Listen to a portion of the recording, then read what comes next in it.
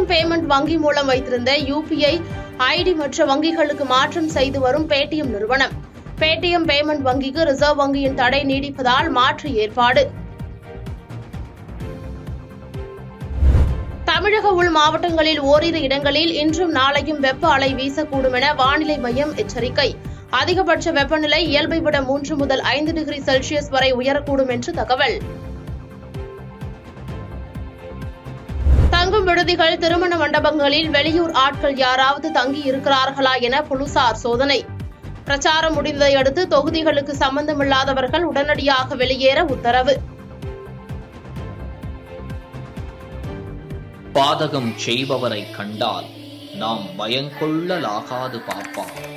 மோதி மிதித்து விடு பாப்பா, அவர் முகத்தில் உமிழ்ந்து விடு பாப்பா. அண்மை செய்திகளை உடனுக்குடன் தெரிந்து கொள்ள இணைந்திருங்கள் இயம்நாடு தொலைக்காட்சியுடன்.